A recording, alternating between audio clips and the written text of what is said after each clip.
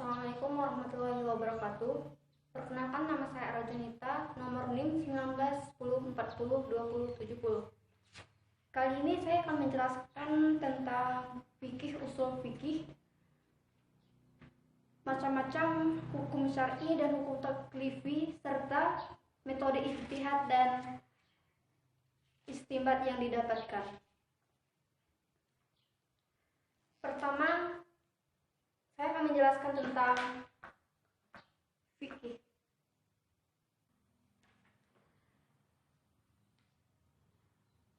Ta'rif al-fiqh, definisi fikih.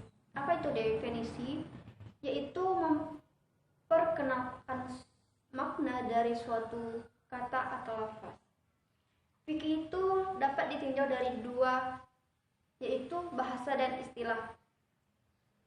Definisi fikih dalam segi bahasa, fikih artinya al-faham, yaitu pemahaman atau memahami. Jadi fikih artinya memahami secara bahasa. Sebagaimana kata Rasulullah SAW, "Man yuridillahu bihi khairan yufaqihuhu fid-din." Barang siapa yang Allah inginkan kebaikan kepadanya, Allah akan fakihkan ia dalam urusan agama, yaitu paham dalam agama. Jadi fikih di sini artinya memahami secara bahasa.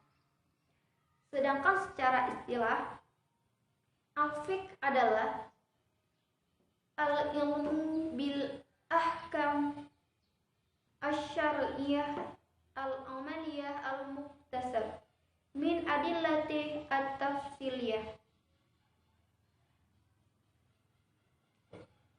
Al-ilmu, jadi fikih itu ilmu bersifat syariah, praktis, yang dikaji dari dalil-dalil yang terperinci. Yang dimaksud di sini hukum syar'i. Hukum syar'i itu ragamnya banyak. Ada hukum akidah, keyakinan, dan ada hukum terapan, yaitu perbuatan. Tapi fikih itu tidak konsentrasi di masalah akidah. Karena fikih dan akidah itu beda. Akidah ada sendiri, yaitu seperti tauhid. Jadi fikih itu bukan membahas tentang akidahnya, tapi membahas tentang amaliyah, perbuatan. Bagaimana cara wudhu, bahasan wudhu itu bakal diganjari pahala oleh Allah, bahasan wudhu, niatan wudhu, ikhlas atau enggaknya, itu bahasan dari akidah. Tapi bagaimana cara wudhu itu bahasa fikih. Bagaimana cara mengangkat tangan dalam sholat, bagaimana bersedekap, bacaannya apa di situ, ini adalah bahasa fikih. Jadi yang perlu diperbuat di dalam suatu amalan itu bahasanya fikih. Adapun yang diyakini, maknanya, niatnya harus ikhlas, itu bahasanya akidah. Al-muktasab min adillah atau tafsiliyah, didapat dengan dalil-dalil secara terperinci. Ilmu fikih ini kita tahu dari mana sholat, harus baca Al-Fatihah, siapa yang mensyariatkannya, tahu dari mana, itu berarti dari dalil kita dapatkan. Jadi ilmu fikih ini yang didapatinya dari dalil yang terperinci. Yang dimaksud secara terperinci apa? Yaitu ada ayat atau hadis secara khusus yang membicarakan tentang perbuatan tersebut. Contoh, Nabi SAW bersabda, "La sholata liman lam yaqra bi fatihatil kitab." Tidak syah sholat bagi yang tidak membaca Fatihatul Kitab atau Al-Fatihah.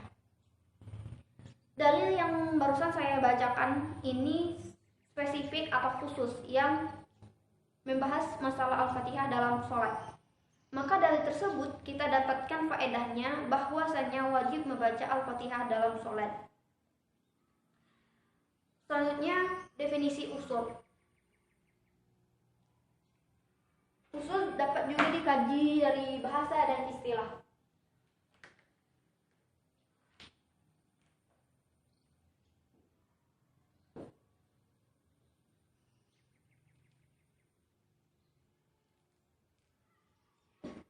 Dari bahasa, yaitu asal atau akar. Maknanya ma yubna alaihi ghairuhu, apa yang dibangun di atasnya selainnya. Maksudnya di sini kita umpamakan sebuah pohon. Pohon tersebut tumbuh pasti terlebih dahulu ada akarnya.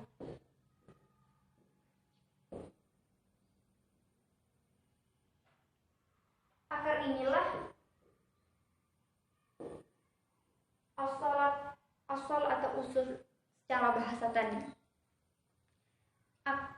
Asal adalah akar, kenapa? Karena akar ini dibangun atas akar suatu yang bukan akar. Misalnya, tidak mungkin kan akar yang tumbuh, yang akan tumbuh seterusnya akar terus. Pasti ada pohon, batang-batangnya, daun, buah. Jadi akarnya itu adalah asal secara bahasa. Sedangkan secara istilah,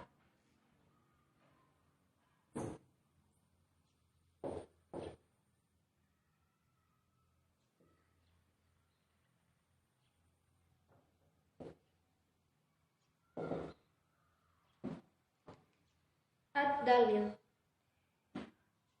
Dalil artinya yang menunjukkan, petunjuk. Itu makna asal dari istilah. Selanjutnya saya akan membahas tentang definisi ilmu usul fikih. Mengenal apa itu usul fikih, dan ini pokok pembahasan saya pada kali ini.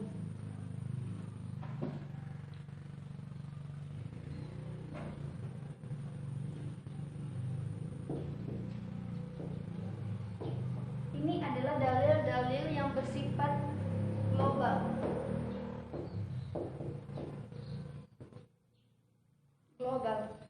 Berarti dia bukan dalil tafsili. Kalau fikih tadi kan dalilnya tafsili. Tafsili itu artinya rinci, yaitu ayat atau hadisnya berkenan dengan apa itu fikih sholat yang saya jelaskan tadi.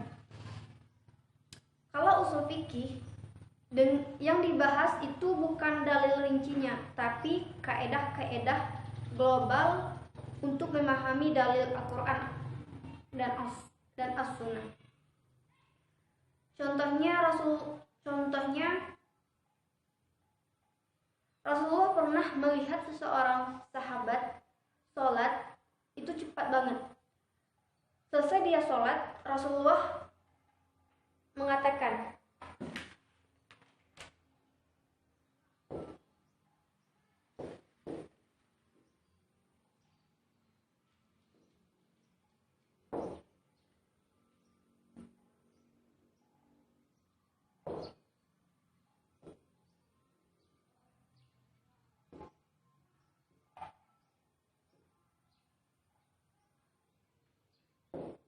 irji, balik kamu, itu perintah. Fasholli, sholatlah, itu juga perintah. Falin kalam fasholli, belum sholat, dianggap tidak sah pada sholatnya. Kalimat-kalimat ini untuk fikih dalil tafsili karena ini mengenai perbuatan khusus. Tapi untuk memahami kalimat-kalimat ini sehingga kita menjadi paham fikih. Untuk memahaminya kita perlu ilmu, yaitu ilmu usul fikih. supaya kita paham apa yang dimaksud. Kalau cuma paham artinya itu gampang. Tapi dari arti tersebut, bagaimana kita bisa membentuk suatu hukum fikih? Itulah usul fikih tersebut. Irji. Ini kan fi'il amar. Fi'il amar. Fi'il amar itu adalah menunjukkan perintah. Nah, ada di antara dalil-dalil fikih ijmali, yaitu kaidah-kaidah usul fikih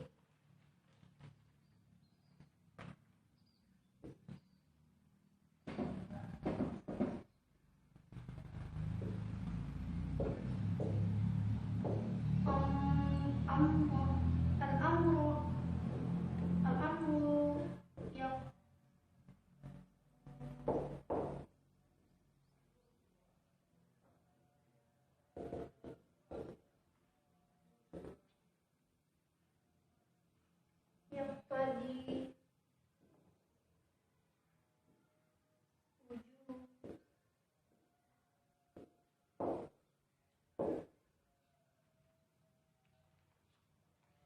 al-amru yang tadi wujud. Perintah berkonsekuensi kewajiban. Perintah menzalimkan, mengharuskan adalah kewajiban. Maka dari perintah sholat kembali tadi yang Rasulullah katakan tadi, wajib perintahnya. Nah, dari mana kita tahu itu wajib? Ya dari kaidah ini.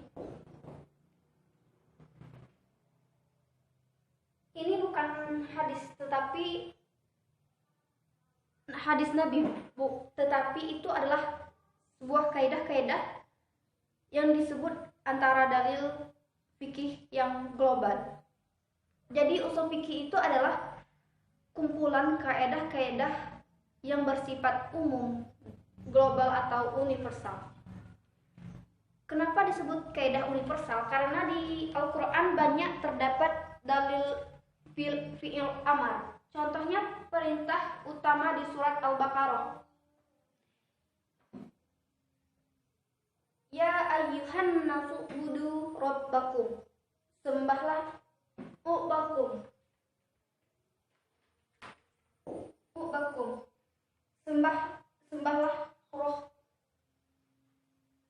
Sembahlah Rob kalian.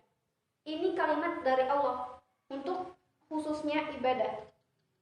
Jadi di sini kaidah ini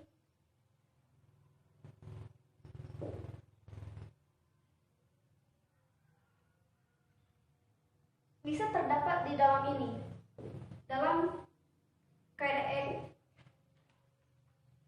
amru yang tadi wujud. Ini juga bisa di sini. Tapi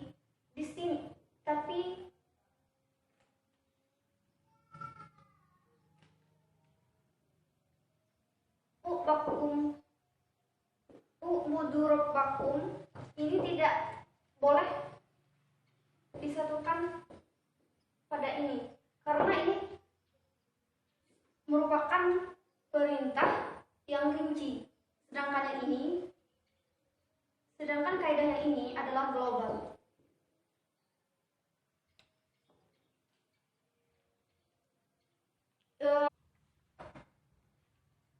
Yang kedua, tata cara mengambil faedah dari semua yang terdapat di sini.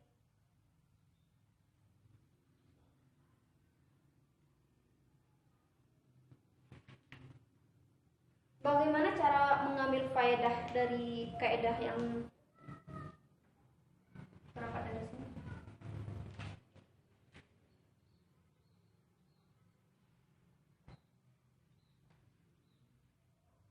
Yang ketiga, wahalil mustafid. Hal, yaitu keadaan di mana orang yang bisa bisa mengambil faedah itu, faedah yang terdapat dalam kaidah tersebut. Ini berkaitan dengan ijtihad atau taklid. Orang kalau misalnya tahu itu apa itu ilmu usul fikih, tahu dalil-dalilnya, kitab-kitab banyak yang dia tahu, ini orang yang biasa dikenal sebagai mujtahid. Mujtahid dia bisa mengambil faedah dari dalil tersebut karena dia punya ilmu usul fikih, tahu tata cara mengambil kesimpulan atau mengambil faedah darinya. Seperti itu. Sampai di sini alhamdulillah, seperti itu ilmu usul fikih, yang fikih usul dan usul fikih yang saya jelaskan tadi.